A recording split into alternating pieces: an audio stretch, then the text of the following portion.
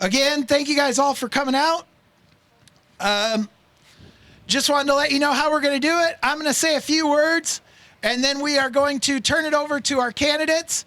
As I said, we might not stick to the order, but we are going to try to keep things moving along. So we'll give each candidate 10 minutes. Probably won't be a chance for questions, but hopefully they'll get a chance to kind of introduce themselves and provide some information to you guys. Okay. All right. So I'm pleased to be joining you guys out here. When I was elected 3 years ago, thanks to a lot of the amazing work of the Story County Democrats, a lot of goals and plans for the office of treasurer. But when I got there, I realized that there had been a lot of things neglected since in the previous regimes. And I immediately had to change my priorities to getting all those things current and up to date.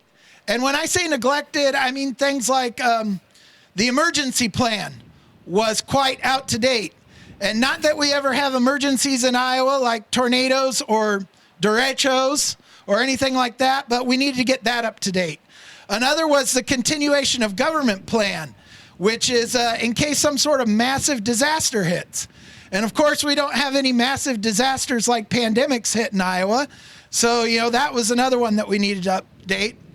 And then a big one that we needed to update was the investment policy. Part of the job of the treasurer is to do the investments, and we weren't technically in compliance with the investment policy, and we needed to get that straightened out. So a lot of those little things that kind of like a house with nobody living in it can get neglected, just all those little cleanups. So when I got to the office, I was lucky that there were a lot of great people there, but they just really couldn't do those things without the treasurer being there. So we had to take care of all of those, and then we also had to take care of. Actually, I just saw somebody. Did I forget to mention Lucy Martin and our elected officials? Lucy can wave. I'm pretty sure I forgot to. County Auditor Lucy Martin. So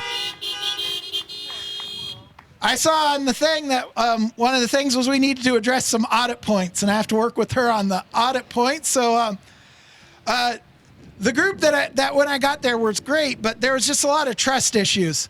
So we also had to build up that trust. And part of building up that trust was taking care of the little things, but it was also about being present and being available both to our team and to the public. And we went through that first year and things were going good, and I really thought that some of those goals that I had when I got elected, I could push up and get taken care of. And then all of a sudden, March 2020 hit, and everything changed. And once the pandemic hit, we realized there are two major priorities to local government. The first priority is you have to provide that service. People have to get that service. And sometimes you got to be flexible, you got to be agile, you got to be nimble, you got to be willing to change to provide it. And then the second priority, which is just as important, you have to provide a safe environment for both the public and the people that provide those services to do their job. And that's something that we've been working on ever since. For the last 20 months, we've been working on providing you guys with a safe environment to get the services you need. And that's something that I intend to keep as a priority for the rest of the time I'm treasurer. So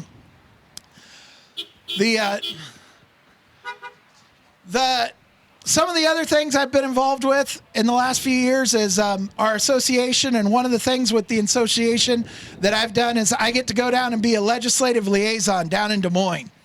And on my trips down to Des Moines, I've seen just how poorly things have been run when there's such a lack of leadership and cooperation down there. The other party has all three houses, the House, Senate, and the governorship. And, we can't get anything done. We can't get things done until the last minute. It takes 3 weeks for everybody on the same page to get things done. And it seems like instead of putting the priorities of good government for Iowans first, they're putting the priorities first of getting on Fox News or getting attention or playing to the far right of their party, or even worse, playing to an audience of one, a big orange gentleman that doesn't need to be named. And it's very frustrating down there. And I know that some of these great candidates we have today are hoping to change that. So the last thing I wanted to get into was when I go down to Des Moines, I'm sort of young still. I guess some people say that. So they always ask me, what's next? What are you going to do next? And I'll tell you today, kind of make it official, what's next for me is getting reelected as Story County Treasurer. And I'm going to need all of your help to do it. It's not going to be easy. The other side has gotten very good and successful by using social media and so-called news networks to spread misinformation, get fear and anger in their folks, and then use that fear and anger to blame somebody else. And if we're going to defeat the other side and elect some of these great people up here tonight, we're going to need to spread a message of truth, of courage, and empathy.